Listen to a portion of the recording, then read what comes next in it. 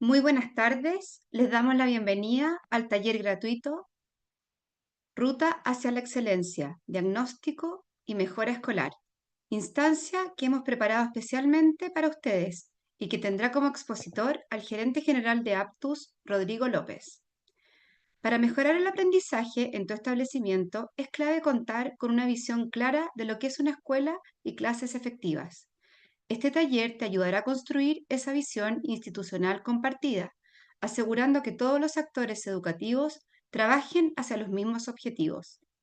Exploraremos el marco de escuelas efectivas y el marco de clases efectivas para profundizar en prácticas esenciales que impulsan el funcionamiento de la escuela y un modelo de clases efectivas. Estos marcos permiten llevar la visión institucional a acciones prácticas que impactan en los resultados de los aprendizajes. El taller también hará énfasis en la importancia de realizar un diagnóstico institucional, herramienta clave para evaluar el estado actual, identificar fortalezas y áreas de mejora y priorizar acciones que maximicen el impacto en el aprendizaje de los estudiantes.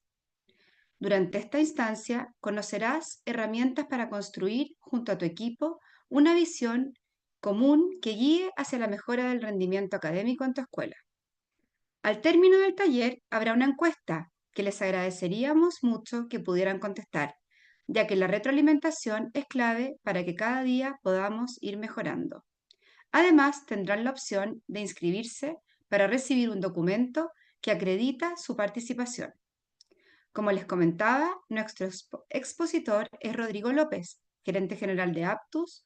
Rodrigo es doctor en educación de la Universidad de Pensilvania, MBA de Wharton e ingeniero industrial de la Pontificia Universidad Católica de Chile. Ahora dejo con ustedes a Rodrigo López.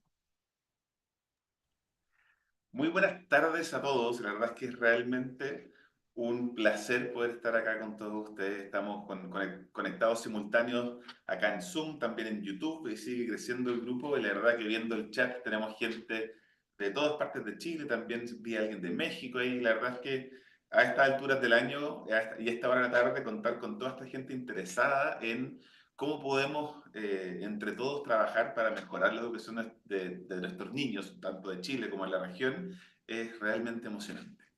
Voy a pasar rápidamente a lo que vinieron, de poder, ojalá, dar algunas ideas de los aprendizajes que tenemos como aptos para su labor. Voy a compartir pantalla. Eh, ¿Me confirman si se ve la presentación? Se ve bien, Rodrigo. Sí, se ve bien. Perfecto. Genial. Entonces, con eso vamos directo a materia. Como es ambiciosa la agenda de temas a cubrir, que quisimos darle, ojalá, varias ideas concretas que puedan ser de utilidad. Y muchas gracias a quienes cuando se inscribieron llenaron también esa pregunta más abierta de qué están viviendo en las escuelas, porque nos sirvió para agregar algunos temas complementarios que ojalá sean de utilidad y conecten con lo que están viviendo también. Así que es ambicioso en temas. Vamos a ir algo rápido. Es una presentación que va abordando distintos temas en forma no tan profunda, pero que esperamos que dé un mapa de ideas y también que les deje hambre de dónde poder profundizar. Así que sin más, vamos. Rutas a la excelencia. La pregunta es cómo hacemos diagnóstico y mejora escolar y lo que hemos aprendido en Aptus al respecto. Lo primero a reconocer, y creo que ustedes lo saben perfecto y se notaba muy fuertemente en sus comentarios, que las escuelas son lugares complejos de gestionar. En otros sectores, cuando las organizaciones tienen que lidiar esencialmente con la cultura de su equipo de trabajo y con clientes en general, pero las escuelas son mucho más entretejidas el equipo de trabajo y con quienes trabajamos. Entonces es una mezcla, hay una cultura de estudiantes que hay que manejar, de disciplina, también de manejar un montón de dificultades muchas veces que vienen los estudiantes desde sus propias casas, pero no es la única, también está la cultura de los padres de familia que tenemos que alinear y hacer colaborar con nosotros. También la misma cultura del equipo de trabajo, de los docentes, la cultura laboral adentro. Y aparte de eso, las escuelas viven con un montón de exigencias de fuera. En el caso de Chile, desde el Ministerio, la Superintendencia de Educación, la agencia. Entonces, quienes dirigen las escuelas tienen que estar lidiando permanentemente con todos estos públicos y tratar de navegarlo para poder ser exitosos en esta labor que nos apasiona, que es en verdad proveer una educación de calidad a nuestros estudiantes. Y la verdad es que quienes trabajan en educación lo hacen con una pasión por la causa que es tremenda, casi heroica, pero que también puede ser bastante agotadora. O sea, estamos viendo y salían sus comentarios que tanto equipos directivos como docentes, muy cansados a estas alturas del año, que en Chile estamos al final del año escolar, eh, con un desgaste importante por temas todavía de comportamiento post-pandemia, profesores cansados también, muchos con licencia, equipos directivos que tienen que estar complementando y, a la ausencia de los profesores y hacerse cargo de eso. Entonces, la verdad es que estamos en un minuto social que está siendo cansador y particularmente desgastador el trabajo en los colegios. Entonces, la pregunta es, ¿cómo lo hacemos con todos los desafíos que implica naturalmente gestionar un colegio? eh, para poder ser exitosos en la tarea de educar a nuestros niños. Y la verdad es que quiero plantear una alegoría, una imagen. Pero imagínense una rueda gigantesca de acero, de piedra pesadísima, pensando en esta idea de lo difícil que es hacer mover a los colegios.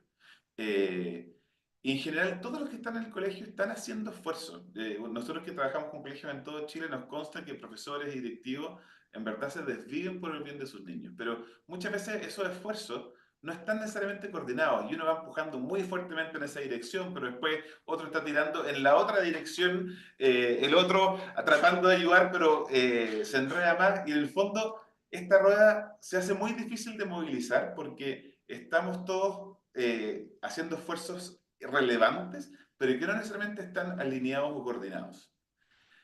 Imagina esto y, ocupando la misma alegoría, qué importante es alinearnos como equipo directivo y como equipo de colegio para que todos los esfuerzos vayan en la misma dirección. Si lográramos hacer eso, la verdad es que esta misma rueda empieza a empujar tal vez el equipo directivo, convence a uno, se van alineando y todos van empujando en la misma dirección.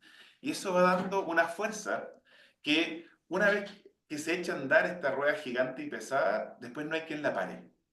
Porque ya la misma inercia de la misma rueda va a ayudar a mantener el esfuerzo y esto empieza a correr. Entonces la pregunta es, o más bien la hipótesis, en nuestra experiencia, es que los colegios que logran avanzar en la ruta de la excelencia, el primer desafío es alineamiento. Es un alinear a toda la comunidad. Y esos son docentes, pero también eventualmente los papás, padres de familia, quienes colaboran, equipos no docentes, a todos tener claro para dónde vamos y empujar una dirección común. Porque en la medida que construimos la comunidad que empuja una dirección común, uno, uno se siente parte de algo que es más importante, es emocionalmente mucho más gratificante que sentir que uno está solo o peleando contra el mundo, pero aparte se hace más fácil un poco más fácil el trabajo de cada uno porque vamos todos en la misma dirección. Entonces, en este esfuerzo de transformar colegios, el primer gran desafío, y esto en buena medida parte del desafío de responsabilidad de equipos directivos, ¿cómo logramos este alineamiento? ¿Y a qué nos referimos con alineamiento? Primero, en primerísimo lugar, un alineamiento de propósito, de que en verdad construir una épica común que moviliza a la comunidad, algo que me haga sentido levantarme todos los días para a este trabajo porque vale la pena. Y ese alineamiento tiene que venir desde la misión, desde una misión conjunta que logre movilizarnos a todos. Sin eso, sin ese porqué detrás del trabajo, la gente rápidamente se desgasta. En general, quienes están en educación vienen con un porqué genérico de quiero ayudar a niños. Pero tiene que ser cuál es el porqué de mi escuela, qué es lo que queremos lograr y por qué estamos acá. Y de ese lineamiento de propósito, tiene que saber cierto lineamiento de metas o de resultados que estamos esperando. ¿Será que queremos que todos nuestros estudiantes puedan acceder a la educación superior? ¿Que todos nuestros estudiantes salgan del colegio sea trabajando, estudiando? ¿Que tengan ciertos resultados de aprendizaje que les permita estar preparados para la vida? No pueden ser cosas genéricas, sino que tienen que ser cosas concretas que vayan alineando también los esfuerzos. Y finalmente, cierto alineamiento en, bueno, ¿y cómo hacemos las cosas en este lugar? Porque ahí generalmente, donde graficaba lo anterior de las cosas fallan, cuando no tenemos un entendimiento común de cómo esperamos lograr las metas que nos hemos propuesto eh, y las formas de hacer cambian dentro de cada sala y cambian dentro del colegio. Entonces, en procesos hay cosas desde práctica de aula hasta práctica de gestión a nivel de escuela. Entonces, de alguna manera, si queremos que esos esfuerzos sean sinérgicos, es importante este lineamiento en propósitos, en metas o resultados y en la forma en que hacemos las cosas. Entonces, tocando con el primer tema del taller, por lo tanto, ¿cómo se hace un diagnóstico de escuela? Para nosotros es, cruzando estas dos ideas, en procesos y resultados, la primera pregunta a hacernos es, ¿dónde queremos estar? En materia de resultados, ¿qué queremos lograr en materia de aprendizaje, de convivencia, etcétera? O sea, como nuestra escuela, que nos creemos realmente el cuento de que todos nuestros estudiantes pueden llegar a la universidad, ¿cómo vamos a saber si lo estamos logrando? Pero también, para poder mejorar, tengo que tener una imagen o alguna idea en mi cabeza de que esos procesos, ¿cómo se hacen bien? ¿Cómo se ven bien hechos los procesos? Y eso vamos a comentar mucho ahora. Porque si no tengo idea cómo se ve lo que está bien, es difícil mejorar, porque mejorar implica algún entendimiento de en qué dirección quiero moverme. Y no basta con tener eso claro respecto a qué resultados quiero lograr, sino que también tengo que tener cierta visión de qué cosas tengo que hacer y qué procesos y cómo se ven esos procesos bien hechos que me van a permitir llegar a esos resultados. Entonces, teniendo esa claridad de a dónde quiero llegar, tanto en resultados como en procesos, me puedo hacer luego la pregunta de, bueno, ¿dónde estoy? De analizar bien cómo están mis resultados hoy día y también cómo están mis procesos hoy día, cómo está la calidad de las prácticas de aula o la calidad de los procesos pedagógicos. Y a partir de esa diferencia, análisis de brecha entre dónde quiero llegar y dónde estoy, tengo que luego poder priorizar cuáles son los siguientes pasos. Uno puede mejorar en todo al mismo tiempo. Claro, cambiar hábitos, cambiar prácticas cuesta esfuerzo. Y por lo tanto tenemos que hacer un ejercicio de priorización de cuáles son las batallas críticas que queremos enfocarnos en este periodo, cosa que realmente podamos alinear a todo nuestro equipo en avanzar en esa dirección. Entonces, en este punto quiero hacer un énfasis importante en esta idea de lo clave que es tener una visión de cómo se ven bien los procesos de trabajo. ¿Qué es una buena clase? ¿Cómo se ve bien gestionado el proceso de currículum? ¿Cómo se ve bien gestionado el proceso de planificaciones o de evaluaciones? Porque si no tenemos esa noción, puede que tengamos muy claro a dónde queremos llegar en materia de resultados, pero entremos en un ejercicio de ensayo y error o de adivinar qué tenemos que hacer para poder mejorar. Y ahí es donde entra también la importancia de no reinventar la rueda. La verdad es que hay muchas experiencias escolares en Chile y en el mundo, y por lo tanto, parte del rol de instituciones como nosotros, como APTO, nos dedicamos a investigar, bueno, cómo hacen su trabajo esas escuelas que logran resultados extraordinarios para poder transferir esa experiencia de tanto qué resultados críticos, o qué tipo de, por ejemplo, qué tipo de aprendizajes son los más importantes dentro del proceso educativo, pero también de cuáles son esas prácticas a nivel de aula y a nivel de escuela que facilitan y favorecen lograr ese aprendizaje, formación de los estudiantes y otras cosas. Entonces, de alguna manera, Aptos es una fundación que tiene ya 16 años trabajando en Chile, investigando estas preguntas. Y yo diría que hay tres grandes preguntas que nos hacemos todo el rato. La primera es cómo aprenden los estudiantes. En general, cómo aprenden las personas. ¿Qué hace que algo se aprenda o no se aprenda? ¿Por qué se recuerda o no? ¿Cómo se desarrolla una habilidad del pensamiento? Porque a partir de ese conocimiento de cómo aprenden los estudiantes, luego cómo empezar a pensar cómo se ve enseñanza efectiva. Eh, que la enseñanza efectiva implica docencia en aula, cómo se ve una buena clase en general, pero también, por ejemplo, en matemáticas o en lenguaje, qué hace que realmente se aprenda a leer o que se desarrolle habilidades matemáticas.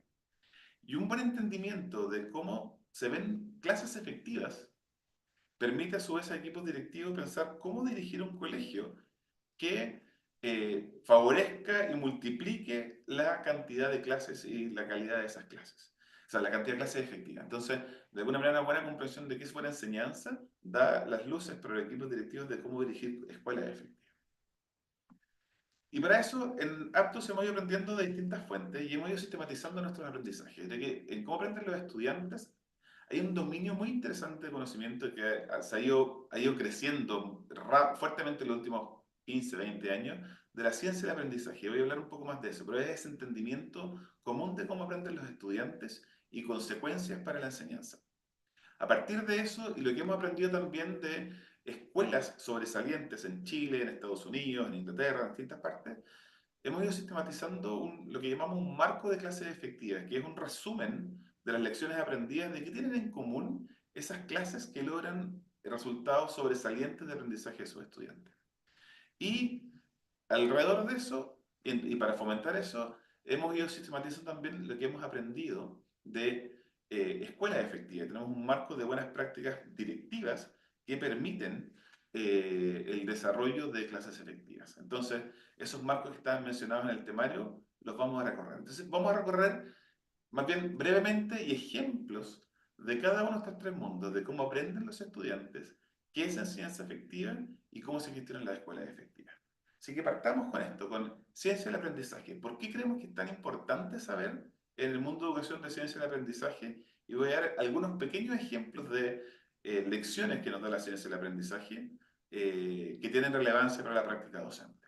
Entonces, la ciencia del aprendizaje, ¿qué es esto? Es una disciplina de investigación empírica que junta distintas disciplinas, psicología cognitiva, neurociencia, hasta filosofía, pero que se dedica a investigar cómo aprenden las personas y sus implicancias prácticas en el aula. Entonces vamos a hacer, para hacer esto un poco interactivo, no sé, yo hablando la hora y media, vamos a hacer una primera pregunta para sondear el equipo. Pero la premisa que está detrás de esto es que si no sabemos cómo aprendemos, ¿cómo esperamos saber cómo enseñar? Es como, de alguna manera, si un médico no sabe de anatomía, ¿cómo puede dar buenos tratamientos o buenos medicamentos?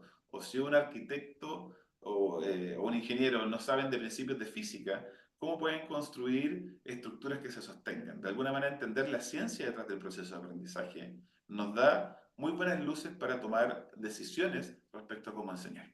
Entonces, vamos a hacer una pequeña pregunta interactiva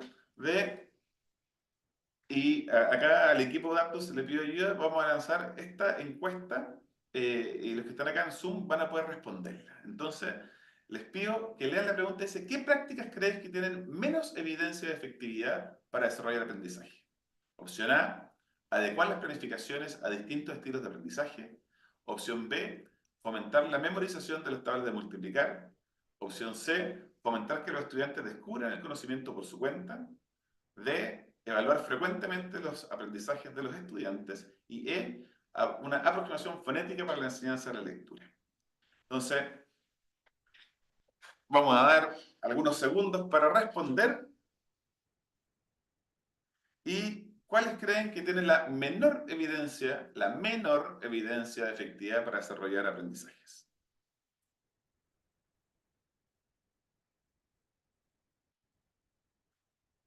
5 segundos y cerramos la encuesta. 5, 4, 3, 2, 1. Cerramos la encuesta. Y compartamos los resultados para que la veamos todos, por favor. ¿Pueden ver, Peli, me confirma que ven los resultados de la encuesta? Sí, los vemos. Genial. Entonces, dicen que el público dice que qué cosa tiene menos evidencia efectiva para el aprendizaje. En primer lugar, pareciera que de acá el público lo que menos tiene evidencia es fomentar la memorización de las tablas de multiplicar. Luego, fomentar que los estudiantes descubran el conocimiento. Tercero, adecuar las planificaciones a distintos estilos de aprendizajes. Luego, la aproximación fonética a la enseñanza de lectura. Y finalmente, evaluar frecuentemente los aprendizajes de los estudiantes. Genial. Miren, obviamente no hay una respuesta perfecta, pero si uno se va a lo que hemos aprendido de ciencia del aprendizaje acá en Aptos y en general lo que es la ciencia, es que realmente lejos las dos que tienen menos evidencia de, que fomentan el aprendizaje son A, adecuar las planificaciones a distintos estilos de aprendizaje y C, fomentar que los estudiantes descubran el conocimiento por su cuenta. De hecho, los estilos de aprendizaje es algo que es bien conocido en el mundo de educación, pero hay evidencia bastante robusta que en verdad no existen. No existe tal cosa como que hay estudiantes que aprenden consistentemente mejor de forma visual, auditiva y kinestésica. Y dado que no existen realmente los estilos de aprendizaje, adecuar las planificaciones a estilos, un poco por definición, no tiene mucho sentido. Fomentar que los estudiantes descubran el conocimiento por su cuenta La verdad es que también tiene bastante poca evidencia de funcionamiento y en general, en el caso de estudiantes escolares, la enseñanza explícita tiende a ser mucho más efectiva que la enseñanza por descubrimiento. Eh, y sin embargo, las otras tres, incluso la que ganó, por ejemplo, la memorización de las tablas de multiplicar, tiene mucha evidencia de lo relevante que es para el aprendizaje. Y voy a explicar un poco más ese caso después, porque es interesante que muchos hayan pensado que no, pero la verdad es que es clave que los niños se sepan las tablas de multiplicar de memoria, y les voy a explicar por qué. Evaluar frecuentemente el aprendizaje de los estudiantes es relevante no solo para saber cómo van los estudiantes, sino que la propia evaluación es una muy buena metodología para favorecer el aprendizaje, porque cada vez que evaluamos el aprendizaje de los estudiantes, o sea, le preguntamos y le hacemos que recuerden o vuelvan a tratar de elaborar una respuesta respecto a un tema, la verdad es que eso ayuda a que ese aprendizaje se consolide. Entonces la evaluación no solo mide, sino que consolida el aprendizaje. Y hay evidencia muy robusta de que la enseñanza fonética para de la lectura es esencial y clave. Enseñar explícitamente la decodificación en el proceso lectoescritorio inicial.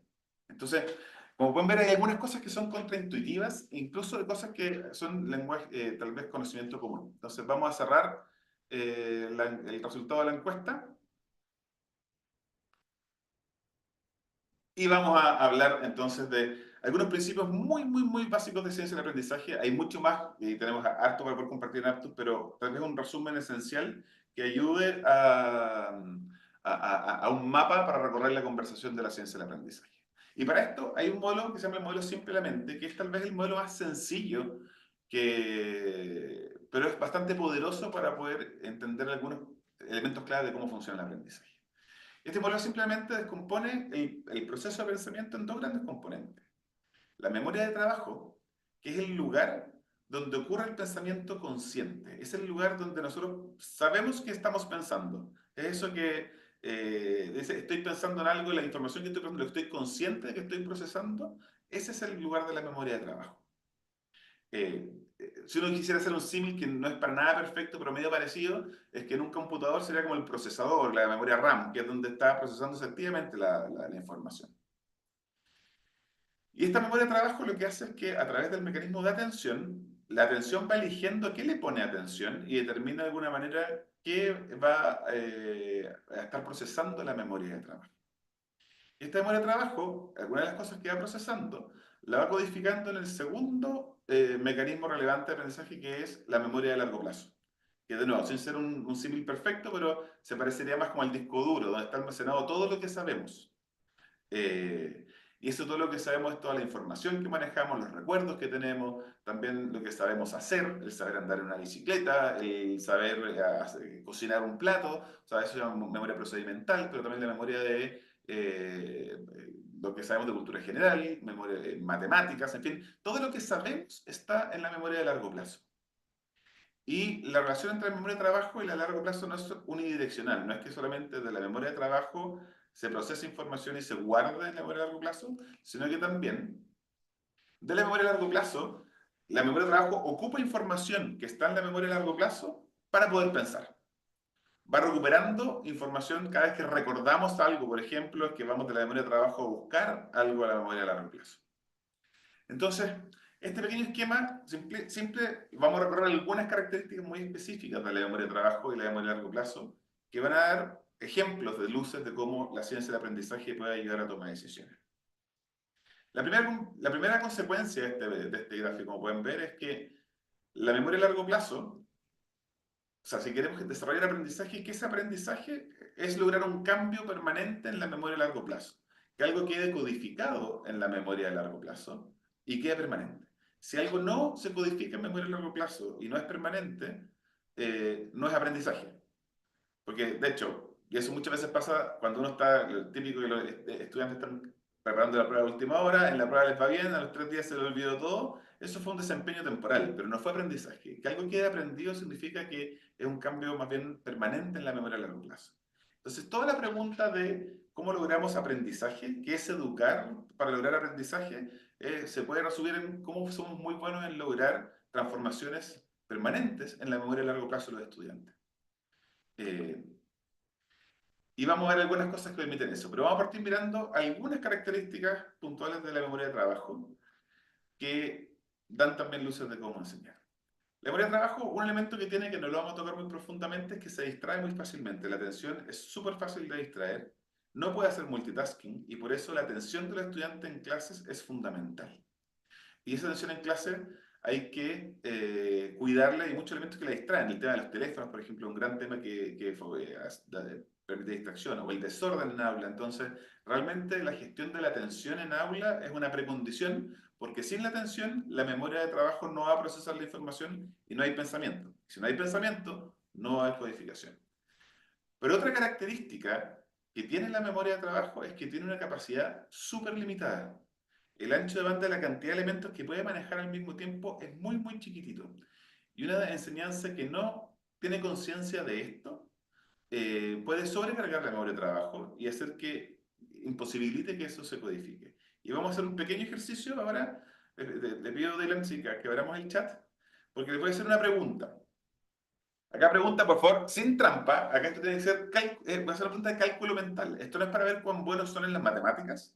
Esto es simplemente para ejemplificar el punto que les quiero hacer. Así que les pido, por favor, no ocupen calculadora, no ocupen lápiz y papel, solamente en tiempo real. Les voy a presentar una pequeña operación matemática y les pido que muy rápidamente, apenas lo puedan hacer mentalmente, en el chat me pongan cuál sería el resultado. Entonces partamos con el primero. ¿Está abierto el chat? ¿Todos listos? ¿Dedos preparados? Atención. En el chat. ¿Quién puede poner cuánto es 7 por 8? Bien, ahí tenemos 56. Ta, ta, ta, ta, ta. Vean cómo bala. Ahí tenemos los profes de matemáticas probablemente corriendo con ventaja. Efectivamente, 56. La pregunta no era tan difícil. Tenemos. Nuestra mente no le fue difícil porque probablemente muchos de ellos se saben esa tabla de memoria. O algunos lograron calcularla rápido. Vamos a la siguiente operación.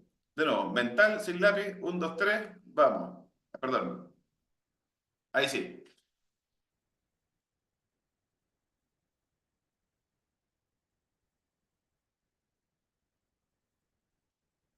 Ahí tenemos, acá están apareciendo, hay algunas diferencias, ahí esto fue rápido, así que puede generar algún error, tenemos un poco más de varianza, y algunos probablemente están copiándole al compañero, pero no importa si esto es un ejercicio nomás.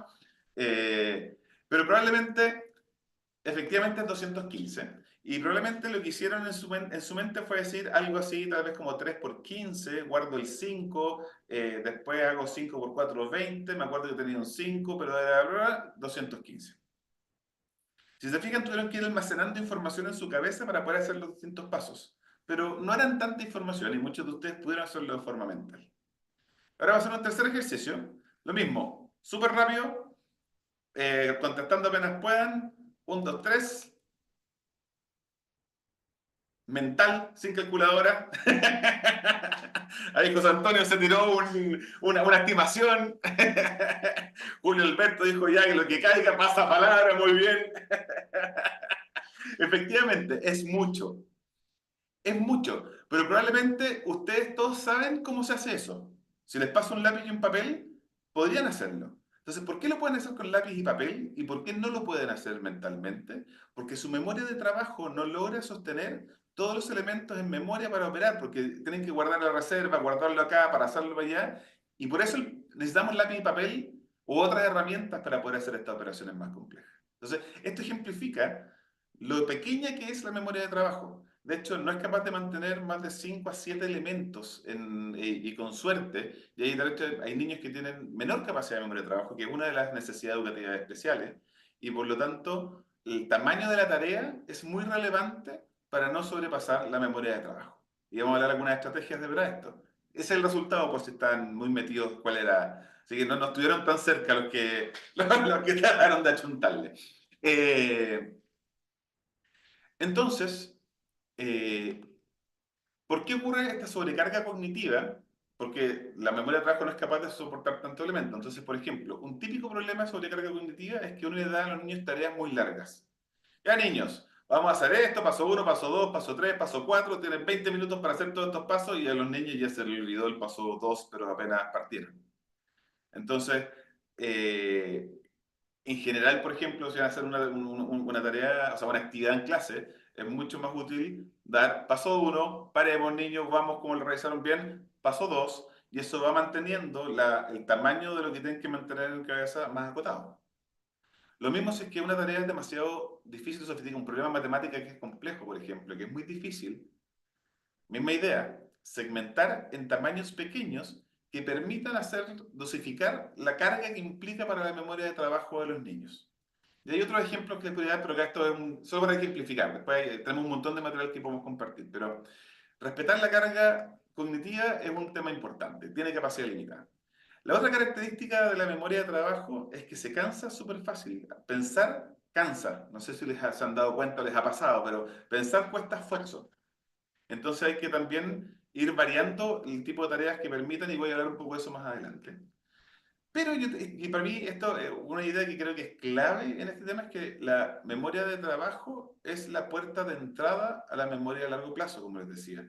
Otra forma de decir esto, solo podemos aprender cosas en las que pensamos activamente.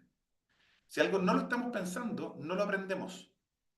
No lo aprendemos por osmosis.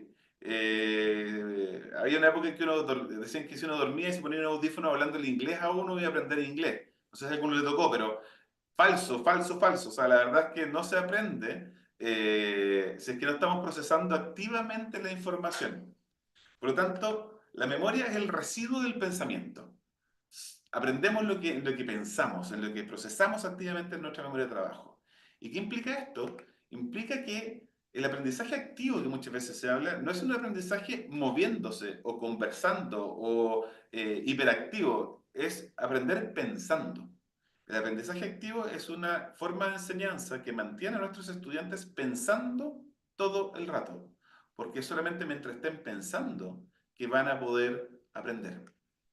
¿Y eso qué implica entonces? Hay que planificar la clase con foco en maximizar el pensamiento de los estudiantes. Cuando observan clase o cuando hacen una clase, la pregunta inicial para mí o clave de hacerse es: ¿cuánto están pensando estos niños? Y diría en dos grandes dimensiones: cantidad de pensamiento de los estudiantes y calidad del pensamiento de los estudiantes, que estén pensando en cosas que sean útiles y relevantes. Acá hay un gran tema que no voy a poder abrirlo en detalle, pero les quiero dar ejemplos de pequeñas cosas que pueden cambiar radicalmente, por ejemplo, la cantidad de pensamiento en tu sala de clase. Entonces vamos a hablar un rato de cantidad de pensamiento. Típica dinámica en sala de clases, que llega la profesora y dice, pregunta, ¿cuál es la capital de Sudán? Y los estudiantes levantan la mano, tal vez Laura fue la que levantó la mano, y le pregunta a Laura, Laura responde, le achuntó, perfecto, seguimos. ¿Cuántos estudiantes de esa sala tuvieron realmente que pensar en la capital de Sudán? Probablemente solo Laura, que levantó la mano, y los otros sabían que como no le iban a preguntar, pasaban piola, podían estar con la cabeza en Júpiter. Entonces, eh, ¿cuántos sabemos de cuántos empezaron? Tal vez una.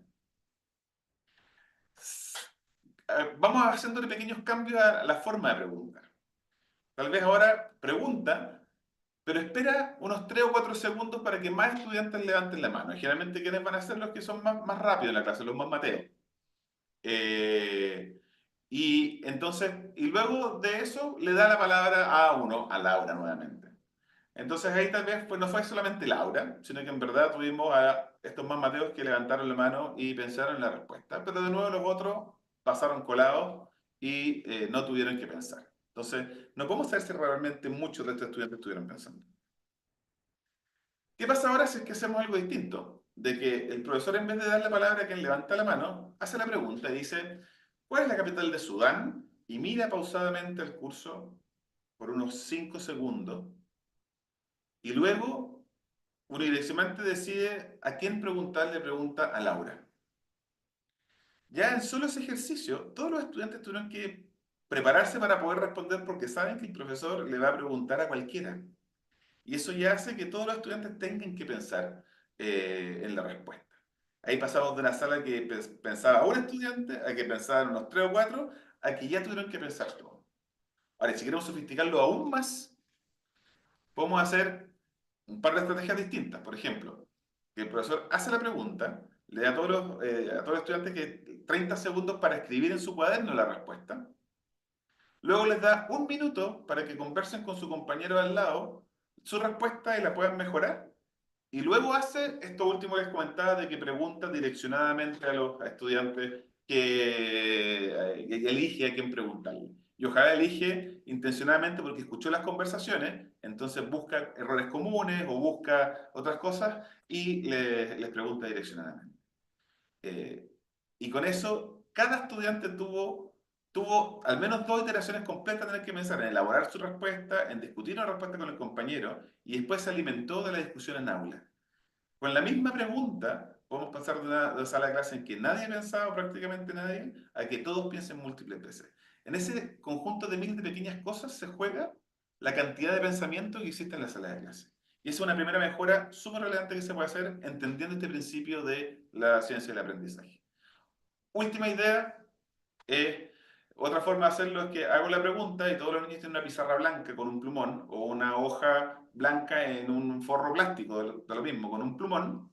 Hace la pregunta y todos los niños escriben su respuesta y 1, 2, 3, muéstrenme, le muestran al profesor la respuesta. Eso hace que todos piensen, pero a la vez le permite a la profesora saber inmediatamente si sabían o no la respuesta cuántos estudiantes y chequear la comprensión. Entonces, en fin, eso es una forma de ejemplos de cómo fomentar el pensamiento. Entonces, vamos a hacer otra pequeña encuesta para mantener acá despierta la audiencia. Entonces, encuesta para que respondan por los que están por Zoom, por favor. La pregunta es, durante una clase típica en tu escuela, no la tuya, porque las clases de ustedes son fantásticas, pero en general, en promedio, en su escuela, ¿qué porcentaje de sus estudiantes están activamente pensando? O sea, si dijeran cuando hacen una clase, ¿qué porcentaje generalmente están pensando en la clase típica? 5 segundos y cerramos. Esta es una pregunta fácil, así que una estimación nomás, no es científico. 4, 3, 2, 1. Cerremos la encuesta y mostremos la encuesta, por favor. Si se fijan, efectivamente, probablemente hay algunos acá muy optimistas de 81 a 100%, o sea, bien por ello, se tienen fe al menos, pero en general uno ve que tal vez del 20 al 40, al 40 al 60 son los mayores. Imagínense el poder que tiene tener estrategias concretas que ayuden a mover eso hacia arriba. Cortemos la encuesta, por favor. Y ahora, eso es pensando, siguiendo el ejemplo, espera un poco, siguiendo el ejemplo, eh, eso era pensar, cuando hago una pregunta, ¿cuántos de mis niños están pensando? Pero otra pregunta interesante es hacer si miro a un solo niño, ¿cuántas oportunidades tuvo de pensar durante la clase? Porque muchas veces uno hace cosas que las eterniza. Una actividad que es larga de más o que tiene poco ritmo, entonces al final una actividad, no sé, por ejemplo, la actividad se gasta buena parte del tiempo en el pasar los papeles, en ordenar los grupos, en recoger las tijeras, que todo muy bien, en copiar del pizarrón, que son todas actividades que no necesariamente están haciendo pensar a los estudiantes. Entonces, la siguiente pregunta sería, ¿dónde está? Acá.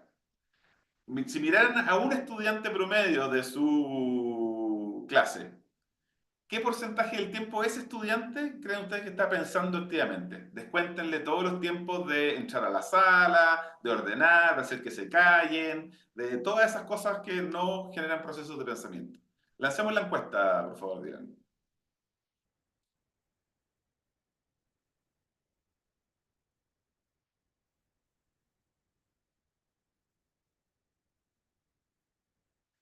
Y vamos a ir cerrando. 5, 4, 3, 2, 1, 0. Cerremos la encuesta. Si se ven, resultados bastante parecidos, incluso más cargados entre el 20 y 40%. Y si sabemos de alguna manera, cerramos nomás la encuesta. Si sabemos de alguna manera que para aprender es un prerequisito fundamental que los estudiantes estén pensando, vemos lo dramático de esto. Pero tener eso en conciencia como equipo y decir, una de nuestras metas como escuela es aumentar la cantidad de pensamiento, puede ser una palanca muy poderosa para ganar muchísimo tiempo de aprendizaje para los estudiantes. Entonces, de alguna manera, la meta es, imagínense, cantidad de pensamiento depende de qué porcentaje de los estudiantes piensan en cada actividad y qué porcentaje del tiempo de clase tienen oportunidades para pensar los estudiantes, uno debe tratar de llegar lo más cercano para arriba. O sea, que las actividades tengan un ritmo que mantengan a los estudiantes pensando fuertemente y que cada vez que hay esa oportunidad me aseguro que todos tengan que pensar. Eso creemos que es de las ganancias más rápidas que se puede tener para el aprendizaje. Pero eso es un ejemplo de entender cómo funciona la memoria de trabajo y por qué es importante el pensamiento activo. Ahora, volviendo al tema de la memoria de trabajo, si la memoria de trabajo es tan limitada, es chica, se cansa, se distrae, es una porquería de memoria esencialmente, ¿cómo tenemos tanta creatividad humana y tanto pensamiento sofisticado si tenemos tan chiquitito el procesador? Y eso es porque la gran gracia es que la memoria de trabajo se cuelga todo el rato a la memoria a largo plazo para su proceso de pensamiento. Lo que sabemos nos ayuda a pensar. Y mientras más sabemos, mejor podemos pensar. Mientras más tenemos información en memoria de largo plazo, más pensamos. Entonces, el conocimiento es nuestro superpoder para pensar. La próxima vez que escuchen que el conocimiento está en Google, así que no hay que enseñar conocimiento, la verdad es que es una falacia, porque solamente el pensamiento en memoria de largo plazo es conocimiento que nos ayuda a pensar. Entonces, lo que sabemos nos ayuda a pensar. Les voy a dar un par de ejemplos súper básicos. Esto corre para todo tipo de cosas, para habilidades de pensamiento muy sofisticadas, pero acá les voy a dar el ejemplo de por qué las dos ejemplos como lo que sabemos. Cuando un niño está aprendiendo a leer recién, toda su memoria de trabajo y su capacidad está en la decodificación, el ma. Y por lo tanto, no puede prestar mucha atención al significado del texto, porque todo su ancho de banda, que es limitado, está en el proceso de tratar de recordar cómo sonaba la letra y cómo se juntan y cómo se separan.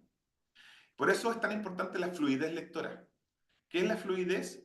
Es automatizar a tal nivel el proceso lector que ya no ocupo memoria de trabajo para descifrar la palabra, porque ya mi memoria a largo plazo lo tiene automatizado, y por lo tanto puedo ocupar mi memoria de trabajo en concentrarme en el significado del texto.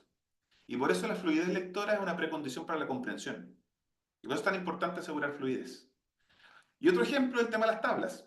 Las tablas es otro ejemplo de lo mismo. Si queremos que los estudiantes puedan hacer fracciones, puedan hacer álgebra más sofisticada, requieren automatizar ciertos procesos, las tablas y los algoritmos, para que no les ocupe memoria de trabajo y puedan ocupar su poquita memoria de trabajo en la parte de complejidad extra del problema matemático. Por eso es tan importante tener conocimiento y conocimiento automatizado. Esto también corre de formas distintas para comprensión lectora, creatividad, pensamiento crítico. No alcanzo a recorrerlo todo, pero por eso es tan importante entender esto Entonces, ciencia del aprendizaje, hay muchos temas interesantes a aprender.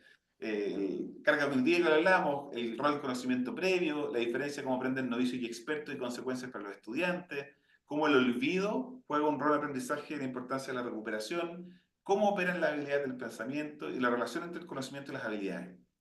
Eh, Tenemos harto en Aptus para poder ayudar en ese tema. O sea, hay cursos de capacitación que tenemos, hay libros que tenemos que hablan del tema. Acá son algunos ejemplos de los cursos, algunos ejemplos de los libros, pero pueden encontrar en nuestra página cursos para hacer en los colegios o cursos abiertos. En Santiago Concepción, de hecho, vamos a tener ahora este verano. Eh, pero hay harto material, pero de las cosas que son interesantes de aprender para el mundo de educación diría que es esto, como equipo directivo y como equipo docente, porque ayuda a tomar mejores decisiones para definir cómo enseñar. Y también hay un montón de recursos gratuitos en esto en nuestra página, ahí está la dirección, que pueden también recorrer en nuestra página.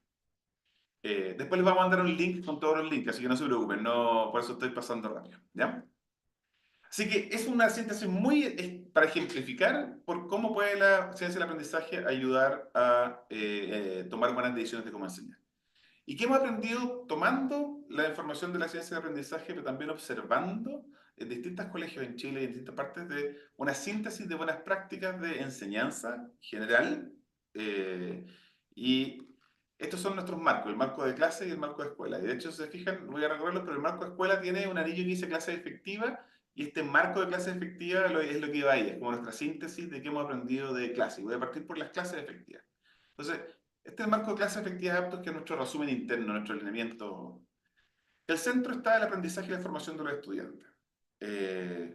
Y a partir de eso, ¿qué se requiere para que puedan aprender? En primer lugar, un buen ambiente para el aprendizaje, la cantidad de pensamiento de los estudiantes, la calidad del pensamiento que hacen esos estudiantes, el monitoreo del aprendizaje y el ajuste de la enseñanza, y que todo esto ocurra en un ambiente y una cultura de aula y formación que sea formativo. O sea, la parte formativa también, obviamente, las salas de clases tienen un valor profundo formativo.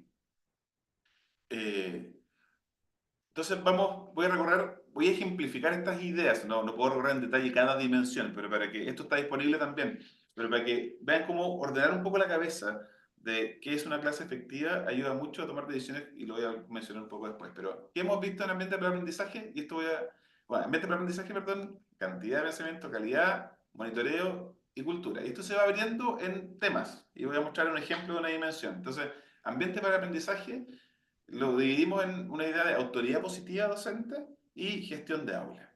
Entonces me voy a recorrer ese como ejemplo nomás. Todas las áreas tienen esto, pero ese como ejemplo para que vean cómo se puede ver.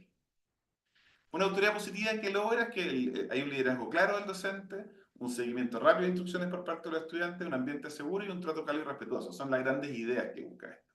¿Y cómo se? La pregunta es re fácil de declararlo. La pregunta y muchos marcos son, esto es lo que hay que lograr. Pero lo que tratamos de hacer acá en general es ideas muy concretas de cómo se logra cada una de esas cosas.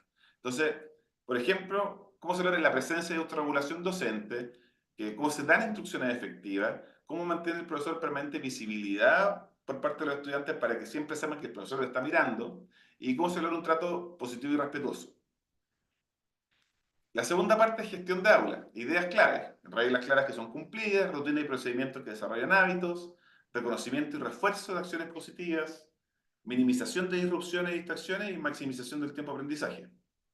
¿Cómo se logra eso? Con muy buenas normas, rutinas, procedimientos y hábitos, celebrando lo positivo, redireccionando eficientemente comportamientos inadecuados y aplicando consecuencias, y eliminando distractores para favorecer la atención. ¿Y eso cómo se hace? Para llegar, de ahí tenemos un montón de como técnicas muy concretas, o sea, como las que le ejemplifiqué de cómo hacer preguntas en la sala de clase. Hay técnicas muy específicas. Hay un libro muy bueno que hemos publicado que se me enseña como un maestro, pero estas técnicas no, pueden haber de distintas fuentes, los que tienen distintas metodologías, pensamiento visible, distintas metodologías de enseñanza. Ustedes podrían mapear cada técnica para qué sirve. Y esto es útil porque en fondo uno empieza a declarar cuál es el propósito de lo que estamos tratando de lograr, porque las técnicas no son un fin en sí mismo. Lo que uno busca es cosas como una autoridad positiva o como dar instrucciones efectivas. Entonces, de alguna manera, mapear propósito hasta técnicas concretas es una forma de ayudar a tener un lenguaje común como escuela. De esto es lo que queremos lograr, de cada idea. Y si un profesor logra un ambiente ordenado aplicando esta técnica o esta otra, al final lo importante es que se logre.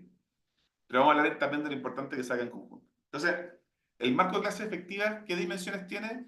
En cantidad de pensamiento, atención y escucha activa, pensamiento y participación de todos, como le ejemplifiqué recién, y ritmo, que permite que haya mucho pensamiento en el aula. Después, el tema de calidad de pensamiento, que es probablemente la más sofisticada. Hablamos de que el pensamiento tiene que ser relevante, o sea, que sirva para lo que se quiere lograr, gradual, que respete la carga cognitiva y otros elementos, que sea riguroso y que sea espaciado en el sentido que hay espacios de práctica.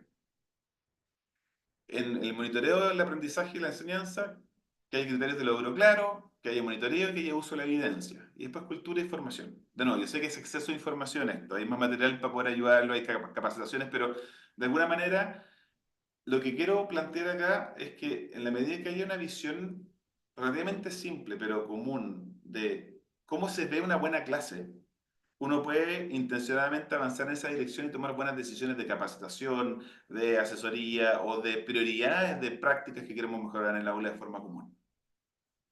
Porque históricamente, yo creo que en cómo uno observaba clases o cosas que uno se fija, uno históricamente en colegio, yo creo que nosotros también éramos pecadores en esto en algún grado, que lo que uno más se fija es la estructura. Si tuvo inicio, desarrollo y cierre, y el feedback el 95% de las veces que no alcanzó a hacer el cierre, profesor. Pero eso no realmente va muy dirigido a qué cosas realmente van a lograr el aprendizaje de los estudiantes. Después, tal vez hay organizaciones que se han concentrado más en cuántas técnicas de las que te enseñamos, capacitamos, estás aplicando en la sala de clase. Que algo más aporta, pero puede transformar la técnica en un fin en sí mismo. Acá, nuestra propuesta es decir, oye, hemos aprendido que es mejor hablar de estos principios y pilares, es decir, qué cosas queremos lograr en el pensamiento de los estudiantes, y a partir de eso, si las estrategias que estamos utilizando están siendo conducentes a eso. Me quedo pegado.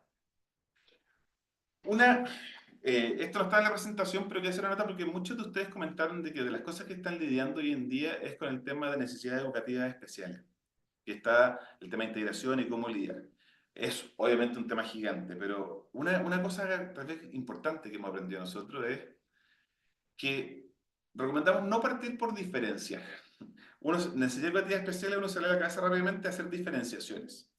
Pero resulta que cuando uno tiene un buen modelo de enseñanza efectiva, eh, buenas prácticas para los niños con necesidades educativas especiales en general son buenas prácticas para todos. Por ejemplo, una sala silenciosa y ordenada le sirve a todos los estudiantes para mantener la atención, pero es especialmente poderosa para niños con déficit atencional o niños en el espectro TEA que el exceso de ruido los satura. Una clase en que se particiona en pequeñas etapas las tareas le sirve a todo para poder mantenerse con pensamiento productivo, pero es particularmente relevante, de nuevo, para quienes tienen un déficit atencional o quienes tienen problemas de capacidad de memoria de trabajo. Y así, muchas de estas prácticas de docencia efectiva, que tal vez los que están de equipos PIA, los que son de equipos de integración, que las recomendaciones que dan de adecuaciones, muchas de esas cosas en verdad son cosas que deben estar a la base de la enseñanza común. Y de hecho hay modelos de integración que dicen eso. O sea, lo primero a fijarse para temas de integración aseguramos que la práctica generalizada de aula sea muy buena. Y solo si eso no está, ya se está haciendo y algunos niños con eso no lo están logrando, pensemos en trabajo grupo chico o diferenciaciones individuales. Y esto lo hace también más viable para la salud mental y viabilidad de los profesores también, de no tener que estar en la misma clase pensándola en 5 o 7 formas distintas. Entonces, un mensaje para los que comentaban que necesidad educativa especial está siendo un tema hoy día en el colegio. Entonces, para nosotros este conjunto de dos ideas de cómo aprenden los estudiantes y qué es enseñanza efectiva, construye una idea que le llamamos visión pedagógica, que es una mirada como institución de cómo se aprende y qué es buena enseñanza. Y es súper poderoso cuando los colegios tienen esa visión pedagógica y la práctica docente se alinea a una visión común. Volvemos a esta idea de alineamiento general. ¿Por qué es tan importante? Porque buena visión pedagógica que es del propósito deja claro qué tipo de pensamiento queremos ver en los estudiantes, por ejemplo, que comentar haciendo. Crea una visión y un lenguaje común. Estamos todos tratando de lograr lo mismo. No es que cada uno en su sala opera de forma distinta y cuando llega un profesor nuevo le pasan la llave de la sala, le desean suerte y que le vaya muy bien. Sino que no, mira, acá hay ciertas formas de cómo nos aproximamos al proceso de enseñanza.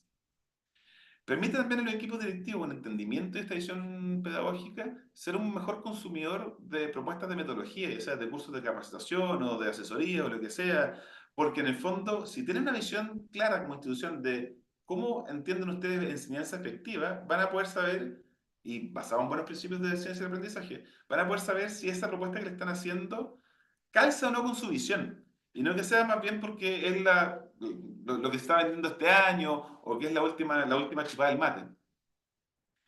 Y por lo tanto, allí a usted esa visión común, permite construir una priorización en temas, por ejemplo, de capacitación. Si sé cómo quiero ver, cómo quiero que se vean las clases en mi escuela y veo cómo están ahora, puedo decir, este es el siguiente paso, este es el siguiente desafío de mis profesores. Entonces, tener algo parecido como el marco nuestro, que pueden ocupar el nuestro si quieren o crear el suyo propio, pero que de alguna manera les da como el mapa del bosque, pueden decir en qué etapa están y cuál es el siguiente desafío. Y que sea un proceso, ojalá, de formación que no sea picoteado por todos lados, sino que una secuencia que va construyendo algo en el tiempo. Y por tanto también da muchas luces a quienes acompañan en aula, a los que hacen observación y retroalimentación, para ver en qué fijarse y qué tipo de retroalimentación dar. Entonces, en este tipo de cosas también, ¿cómo puede ayudar los aptos para esto? Primero, nosotros hacemos en parte diagnósticos de prácticas de enseñanza, desde el prisma del marco que hemos ido elaborando, para poder darles idea a los profesores de cuál es el siguiente paso de necesidad de formación o construir una ruta a mediano plazo de formación y no estar tan como a última hora decidiendo. En ese sentido, hay cursos de estrategias de enseñanza y didáctica general y de asignatura que pueden servir. Nosotros también hacemos planificaciones de clases que vienen con sus evaluaciones formativas y que vienen o sea, que están construidas en base a justamente la ciencia del aprendizaje y lo que hemos aprendiendo en enseñanza efectiva, que le ahorra un montón de horas de trabajo a los profesores. Para los que están muy colapsados hoy en día en los colegios, en verdad es un alivio.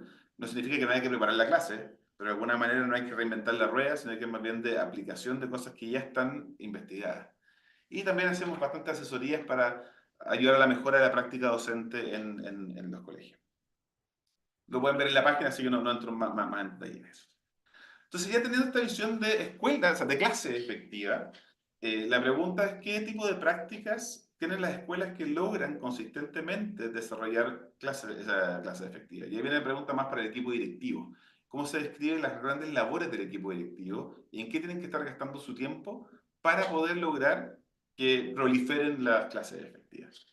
Y este es el marco que hemos ido construyendo desde la experiencia, esencialmente de lo que hemos aprendido de escuelas muy sobresalientes.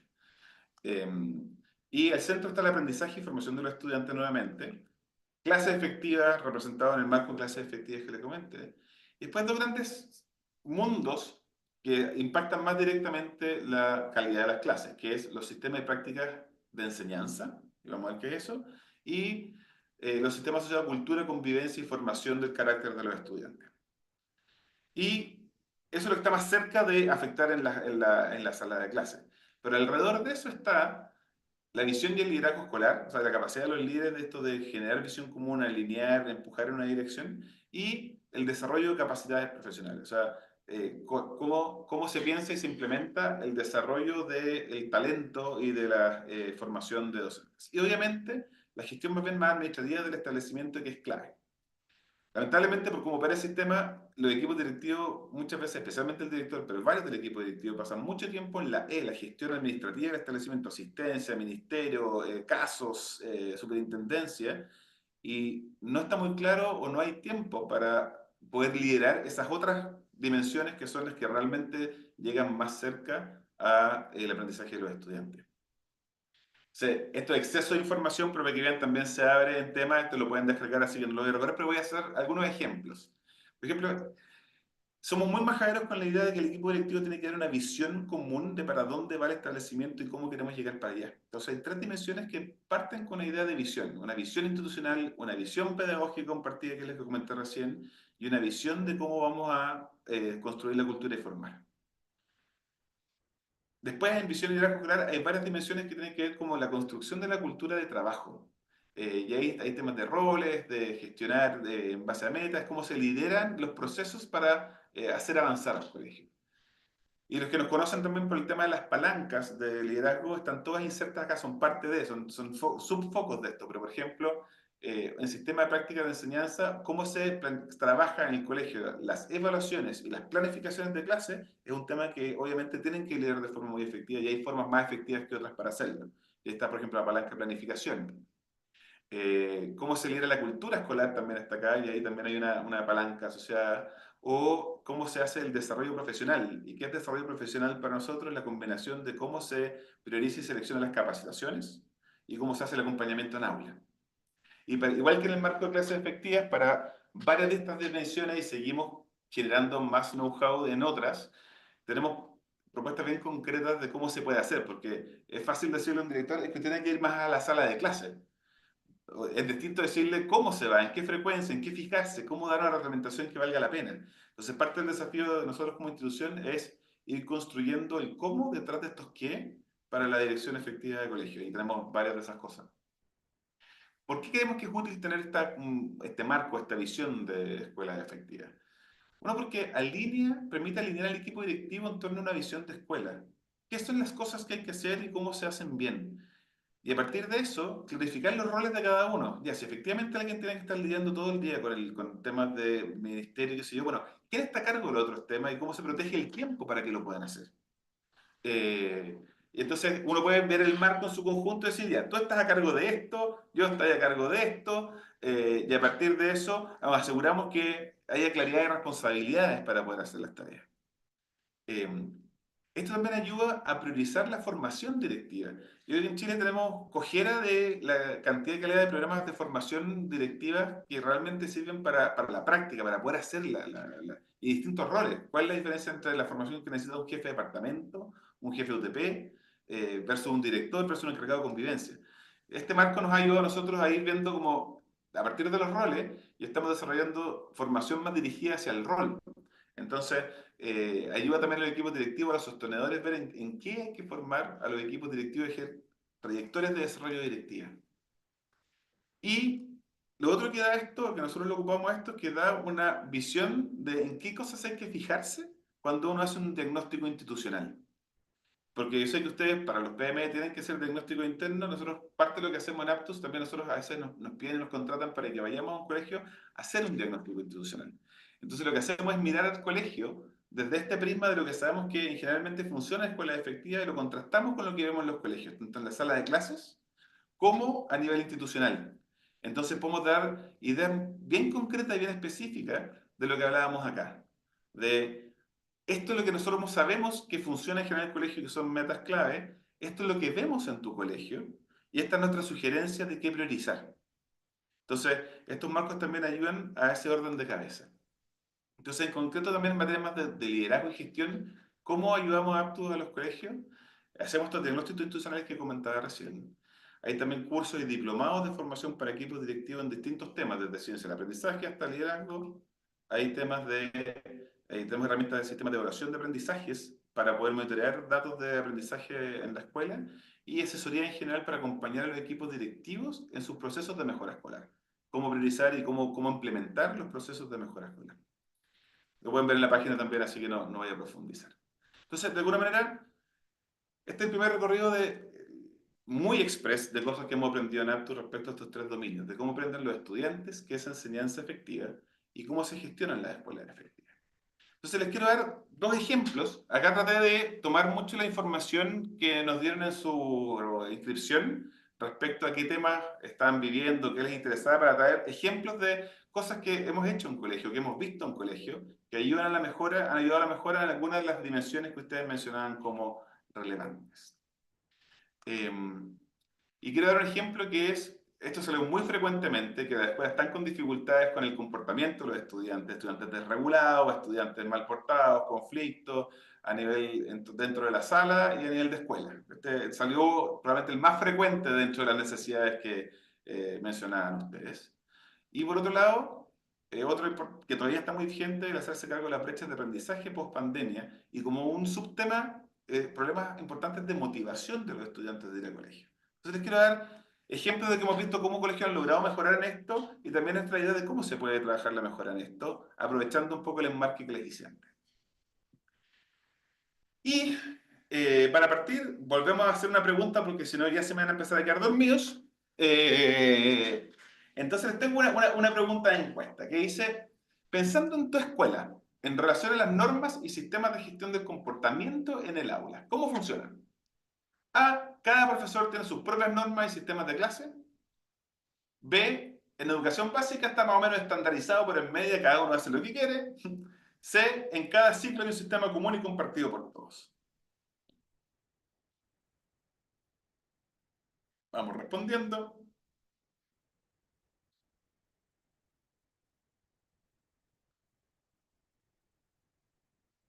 Cortamos en 5 segundos. 5, 4, 3, 2, 1, 0.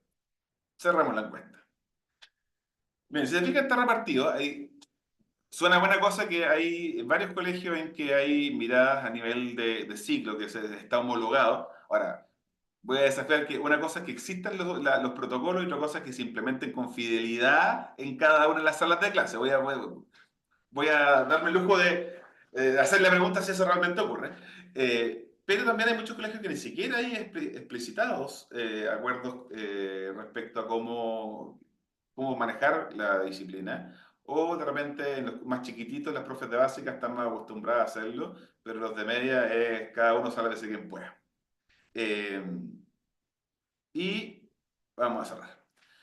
Y efectivamente creo que esta es de las cosas que más incide, este alineamiento nuevamente, es lo que más incide en la capacidad de los colegios de lograr gestionar una buena disciplina o comportamiento o no.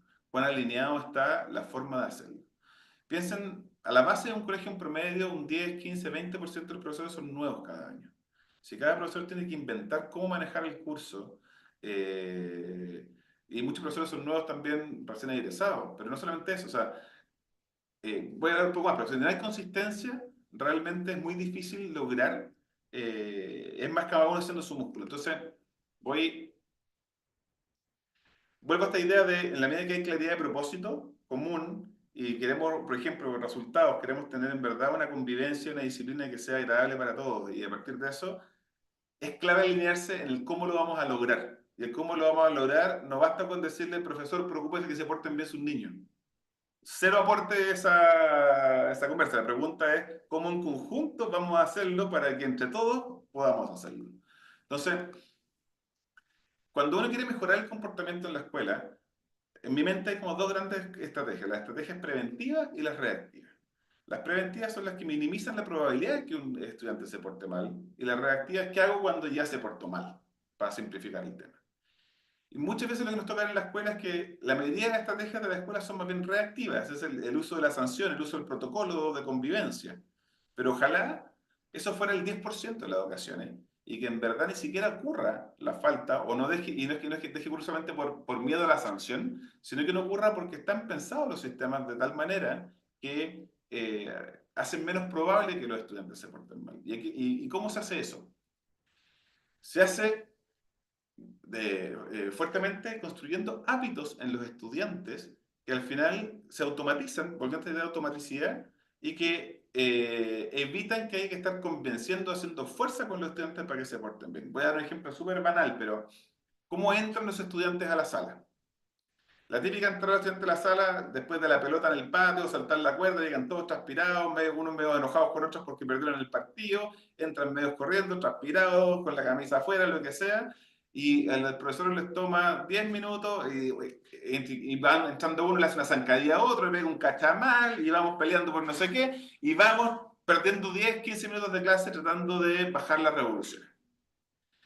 Y si cada profesor hace pasar a los niños de forma distinta, hay ciertos profesores con que lo logran más rápido y otros que pueden estar mucho rato sin hacer. ¿Qué pasa si como colegio hacemos un acuerdo institucional de que vamos a hacer todos entrar a los niños de la misma forma a la sala? Por ejemplo, el profesor se para en el umbral de la puerta de la sala, hace que los niños se formen afuera un minuto, no por ser exagerados, sino que porque para cambiar el ritmo de lo que viene en el patio. Cuando pasan los niños, los saluda uno a uno a su cara para darle una sensación de bienvenida, acogida, pero al mismo tiempo, ahora estás pasando mi territorio. Y en la pizarra está esperando a los niños una pequeña actividad que apenas entran, tienen que hacerla y llega al sujeto a hacerla. Y mientras está saludando, si uno no se va al sujeto rápido, le da una corrección y tiene ciertos procesos estandarizados. Si esto lo hacen todos los profesores consistentemente, al poco andar, esto va a ser un hábito para los estudiantes, ni siquiera se la van a pensar, van a llegar a hacerlo. Y ese tipo de hábitos en distintos momentos de la clase o de la escuela permiten que no haya que estar peleando cada día porque los niños hagan ciertas cosas. Entonces, ¿qué es lo que hace que haya hábitos de estudiantes, una capa antes, hábitos de docentes y directivos de hacer ciertas cosas consistentemente? ¿Y qué es lo que permite que esos hábitos docentes y directivos que haya ciertas rutinas y sistemas a nivel de escuela? Ciertas formas comunes de hacer. Y eso para estrategias preventivas. Y para reactivas es bastante parecido. Los niños son, igual que creo los que tienen hijos, con el papá y la mamá, saben navegar perfectamente si el papá no les da permiso para algo, con quién pueden hacer algo, con quién no. Esto es lo mismo, pero con 40, 60, 100 adultos. En los niños del mismo curso, con el profe A o el profe B, se pueden portar de forma distinta, en cierta medida porque también la consistencia con que el profe A o el profe B reacciona cuando hay algo que no tiene que ocurrir es distinta.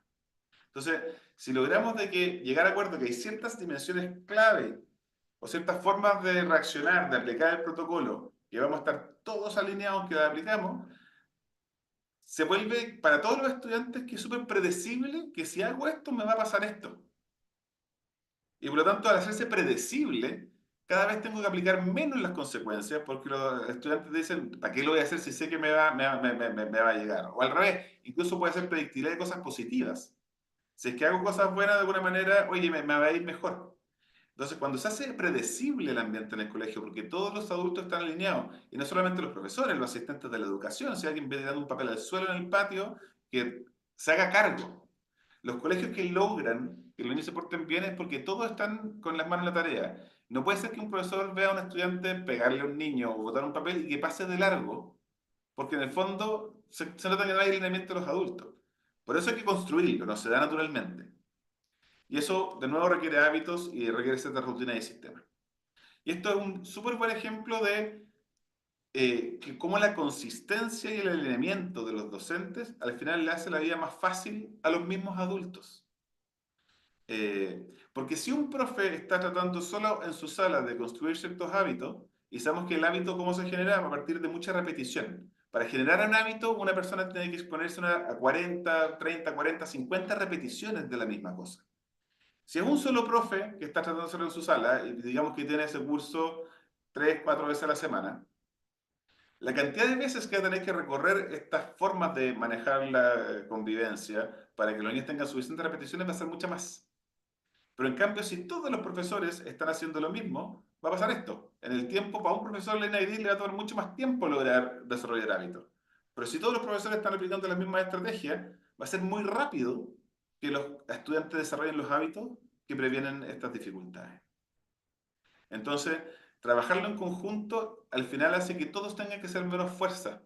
Y aparte, ¿por qué es difícil esto? Porque cuando uno está construyendo esta rutina, hay una primera etapa en que es el esfuerzo, que hay que ponerse firme, que hay que implementarlo. Y por lo tanto, uno es puro cacho, porque hay que corregir a los niños 20 veces, hay que enseñarles la rutina y volver a hacerle, que no que esto va a ser así. Entonces, al principio hay una parte de más esfuerzo grupal y que se ve menos retorno.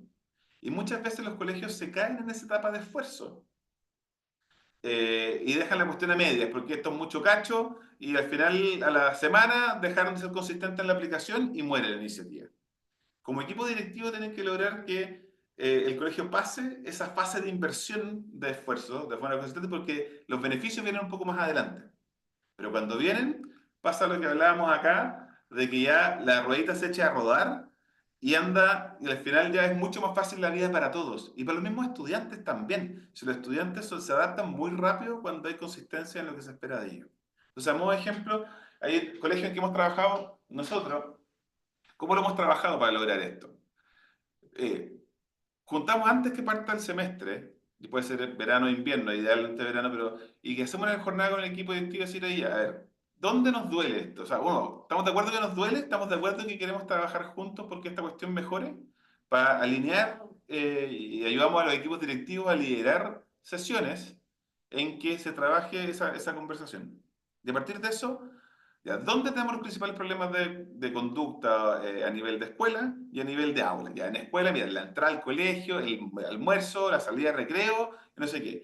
Vamos creando ciertas rutinas y nos vamos a dar las tareas para que cada vez que salgamos a recreo, si en el baño de niños de medio donde tenemos un problema, va a haber siempre alguien en Juanito, su rol va a estar, pero firme en la puerta del baño de niños. O sea, cosas que no son ciencia oculta, no es nada demasiado sofisticado. Lo que es sofisticado es lograr que la consistencia de todos los días, en todos los recreos ocurra, para eso tiene que ser una alianza de equipo. Y no puede ser que solo algunos quieran hacerlo, sino que tiene que ser un acuerdo institucional. Entonces, se hace la jornada de diagnóstico y de alineamiento. eh, Luego, se definen ciertas rutinas y sistemas a nivel de escuela y a nivel de aula, y que todos se comprometen a que las vamos a aplicar de forma consistente y se practican entre los adultos. No se dice solamente y hacemos simulaciones, algunos son niños, otros no, se practican para hacerlo. A partir de eso, la primera 2 semanas de clase a vuelta de las vacaciones es una semana de desplegar la rutina. ¿Y qué significa eso? Que se enseñan menos cosas porque se les van a estar enseñando esa rutina a los estudiantes. Vamos a hacer entrar al niño a la sala 5 veces la primera vez. No, de vuelta, vamos a probar de nuevo. No, hasta que lo aprendan bien. Ese tipo de cosas se hacen hasta que se logra un primer nivel de acostumbramiento de todos los estudiantes de cómo lo vamos a hacer. Y eso durante este periodo de implementación se va monitoreando y se va aprendiendo a hacer mejoras. Entonces se van juntando el consejo profesor, el equipo directivo, qué funcionó, qué no, qué podemos pulir. Y las primeras semanas son críticas. Un colegio se puede ordenar en 2 semanas, pero tiene que ser realmente consistente la aplicación. Entonces tiene que ser un reforzamiento entre todos. No es solamente el equipo directivo cateteando, sino que al final entre los pares, entre los colegas. Si alguno se está relajando, ya, pues, compadre, acuérdate que quedamos que vamos a hacer esto porque nos va a beneficiar a todos.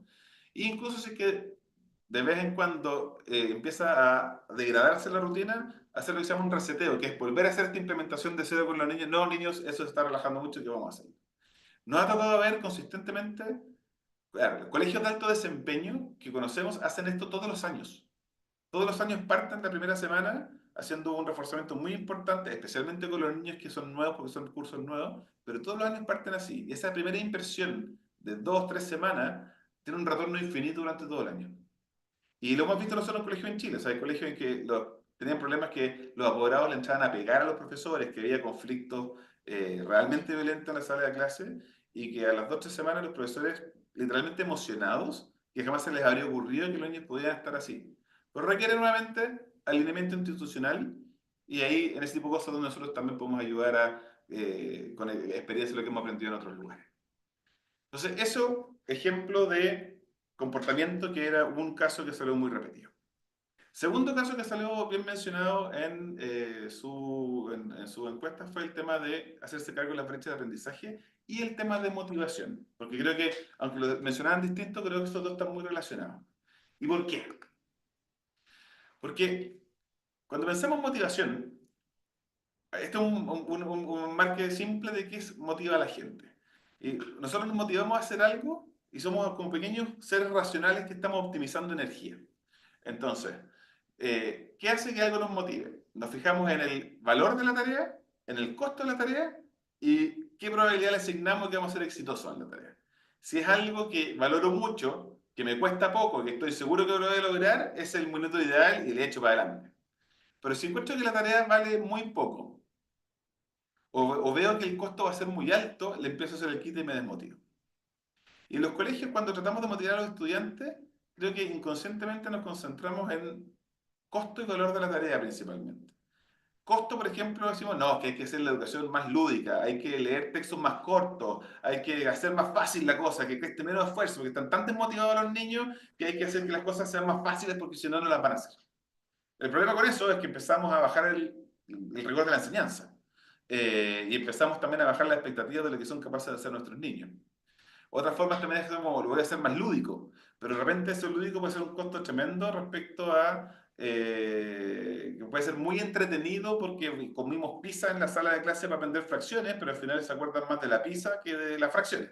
Entonces, una forma de tratar de optimizar motivación a veces es costo. La otra forma es tratar de darle más valor a la tarea, decirle a los estudiantes es que esto es muy importante para su futuro, o tratar de conectar con sus intereses personales, pero cuando tenemos 35, 45 niños en la sala, conectar con el interés de cada uno es re difícil. La verdad es que los niños chicos no son de planificación de mediano plazo. Uno puede hacerlo igual y decirle es importante su futuro, van a entrar a la universidad, lo que sea, pero son más cortoplacistas. Entonces hay que tratar de ocuparlo, pero tampoco agrega tanto valor. Y al revés, yo diría que donde el efecto motivacional más consistente que uno puede lograr con los estudiantes está basado en la tercera dimensión, que es las expectativas de éxito. ¿Y cómo se construye expectativas de éxito? Con experiencias de logro. Si un niño consistentemente, cuando intentó hacer algo en matemáticas, le fue mal, llega un minuto que dice no vale la pena hacer el esfuerzo, porque no tengo expectativas de que lo voy a lograr. Y por eso es tan importante asegurar experiencias tempranas de éxito real, no de éxito de mentira, no de elogio vacío, sino que de sensación objetiva del logro, porque eso alimenta el motor de motivación para seguir intentándolo. Y parte de que yo veo una conexión importante entre las brechas de aprendizaje y el tema de motivación. Porque cuando, por ejemplo, en matemáticas, si un niño no aprende a sumar, y esto también viene de la ciencia del aprendizaje, si uno no aprende a sumar, no tiene los conocimientos previos necesarios para poder aprender a multiplicar. Y si como colegio nos obsesionamos con la cobertura curricular y le echamos para adelante nomás, ese niño no va a ser exitoso en nada de lo que viene para adelante. Entonces, en verdad, es clave ese diagnóstico fino de qué es lo que saben los niños y asegurar que la siguiente cosa que enseñemos es algo que puede hacer. Y si eso implica retrasar el currículum, mala suerte. Porque en verdad ese esfuerzo medio fútil de empujar el currículum va a ser solo aumentar y aumentar la frustración y las brechas, especialmente los que están más descendidos. Entonces, y dos dimensiones clave para eso. Enseñar un contenido que sea cercano a lo que ya saben y de nuevo lo que hablamos de la sobrecarga, que el tamaño de la tarea sea suficientemente chico para que muchos niños o todos puedan tener sensación de éxito de lograrlo. Y otra dimensión respecto al tema de motivación, el tema de participación y ritmo. O sea, clases que tienen o sea, en que todos tienen que estar pensando y tener un buen ritmo, también mantiene a los estudiantes mucho más enganchados, especialmente si en ese proceso de pensamiento están teniendo una alta tasa de éxito y sensación de logro. Eso como un enmarque para la conversa de estudiantes desmotivados que vemos ahora. Entonces, creo que la desmotivación se trabaja en parte con buenas metodologías de enseñanza, pero en parte también cerrando las brechas de aprendizaje, porque si no, vamos a tener eternamente estudiantes desmotivados. ¿Y cómo se trabajan las brechas? Y aquí ya, ya vamos hacia el final. Así que, ¿cómo trabajar las brechas de aprendizaje? Es, en nuestra experiencia, partir por identificar qué aprendizajes son los más esenciales que queremos mover. No podemos moverlo todo. Incluso la priorización curricular ya es amplia. Probablemente, por ejemplo, que si los niños no están saliendo leyendo, o sea, decodificando de forma efectiva en primero básico, es una cosa crítica que hay que ponerle atención consumo. Si los niños no logran en matemática, operaciones y números bien en la básica, es algo que hay que remediar, mucho antes que geometría, mucho antes que otras dimensiones. Entonces, hay que tener claridad de qué aprendizajes son los claves porque son precondiciones de otros aprendizajes muy importantes. Y en una primera instancia, ir, pero como caja eso.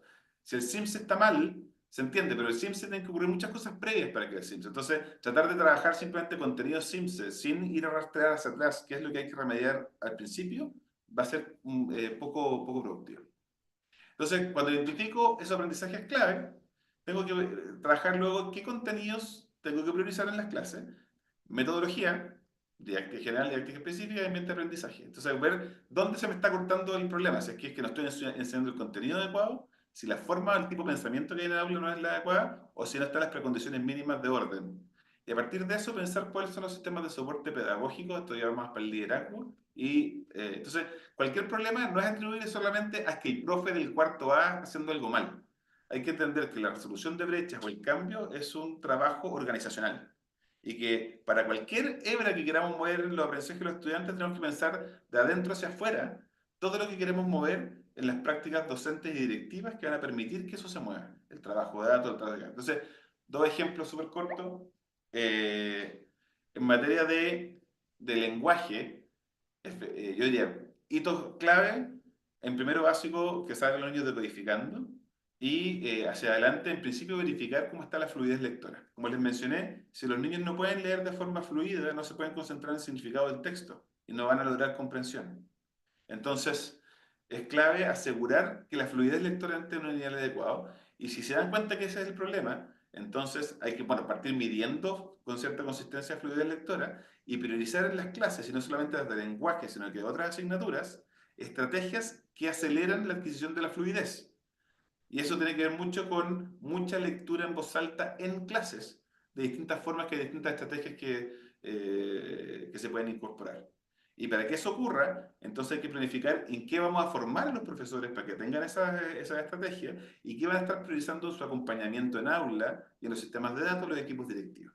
Ese es un ejemplo de hay que hacer el recorrido completo, no solo cruzar los dedos, y si eso incluso requiere más, bueno, ahí se pueden tomar cambiar forma de cómo se está planificando las clases o traer planificaciones externas, pero en el fondo es de esa claridad mediana de aprendizaje, saber cuáles son los aprendizajes clave, cuáles son las metodologías que mueven más rápido esos aprendizajes específicos e implementar de forma consistente en todas las aulas esas metodologías que logran esa mejora. Entonces, vuelvo a esta idea de el rol fundamental del alineamiento. Para la mejora de cultura escolar, para la mejora de aprendizaje, para el cierre de brecha, para cualquier cosa en que queramos mover nuestro colegio, hay que avanzar en conjunto. Los pequeños superhéroes al final se queman, se desgastan y terminan retirándose incluso de la profesión. Y el mundo está complejo, o sea, la sociedad está con conflictos, está tan pesado los colegios. Y creo que la forma de hacer un colegio no solamente sobrevivible, sino que en verdad agradable y deseable para estar trabajando, pasa por esta sensación de somos equipo y con un liderazgo que dé nociones muy claras de para dónde estamos yendo y cómo vamos a llegar para allá. Y para eso estas visiones de cómo hacer, cómo se aprende, cómo una visión común de buenas clases, una visión común de cómo se ve una escuela efectiva, ayudan bastante a dar norte. Y en ese sentido, recomendamos que los equipos directivos tengan esto para su escuela. Pueden tomar lo que tenemos nosotros, pueden construirlo ustedes como ustedes prefieran, pero en el fondo eso que da visión común para poder avanzar. Y eso realmente nos va a permitir esta idea de avanzar haciendo todo fuerza en la misma dirección y que ojalá nuestra escuela se transforme en esta rueda pesada, pero que gira a una velocidad impresionante y que después nadie la puede parar. Nadie la puede parar porque en verdad detrás de esto está un alineamiento de esfuerzos comunes que hace que la cosa realmente avance. Y con eso estamos justo en la hora, así que, mira, lamentablemente no, por escala y por tiempo no tengo mucho tiempo para preguntas ahora, pero les quiero pedir dos cosas. Uno, una última pregunta, si nos pueden ayudar. Son dos cosas que les quiero pedir al final. Va a haber una pequeña encuesta muy breve, pero antes de eso, les quiero que si se pueden dar un minuto y escribir en el chat una idea que te pareció útil y que tú gustaría llevar a tu escuela. De todo lo que conversamos, alguna idea. Si nada, chuta, lo siento mucho, no era la intención, pero si no, alguna idea, algún aprendizaje, algo que sientan que le haya sido de utilidad, porque eso nos sirve también para aprender qué es lo que más resuena o qué es lo que llama la atención. Entonces les encargo por el chat, está abierto el chat, que nos puedan comentar eso.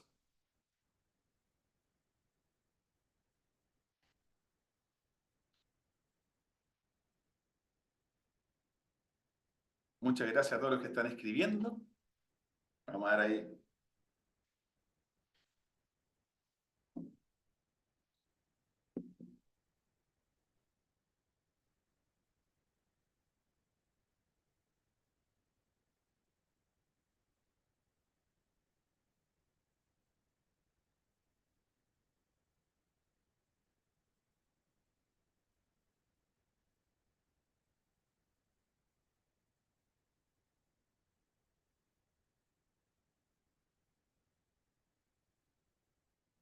Genial. Y mientras terminan de escribir, ahí vamos a ir leyendo un montón de temas distintos, temas de alineamiento, temas de las rutinas, ciencia del aprendizaje, bueno, hubo harto tema, así que partir de adentro hacia afuera, en verdad hay muchas cosas interesantes que están saliendo, así que muchas gracias.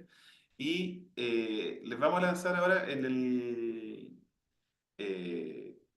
o sea, dos cosas. Les va a llegar un mail con un link donde van a tener algunos, vamos a publicar el video de esta presentación por si alguien quiere verla, compartirla con alguien y también vamos a publicar varios de los recursos que mencioné, o sea, los marcos y también todas las distintas cosas que tiene Aptus para poder ayudar en las distintas cosas. Si alguno o cualquiera de ustedes quiere preguntarnos más cosas, desde cómo podemos ayudarlo a dudas que hayan quedado, acá está en la presentación, este es el WhatsApp institucional nuestro, el info institucional, nos pueden escribir y felices de colaborar con ustedes. Imagino que ese QR también está el link que los va a llevar a la página. Y ya vamos a cerrar el chat, así que Dylan, cerramos el chat, por favor. Y en el chat ahora, esta es la última solicitud que le hago, les va a llegar el link de la encuesta a esto, por favor. Lo único que les pedimos a cambio de este webinar es, por favor, si nos pueden dar su feedback, porque nos sirve un montón a nosotros para mejorar. Entonces, no sé si tenemos el link ahí disponible para la encuesta. A ver qué me dice el equipo. ¿Dónde está el link? Parece que no está el link. Bien al tiro, bien al tiro. Perfecto, viene en camino. Viene en camino. Dice, aguántenos un minutito para que nos puedan contestar la encuesta.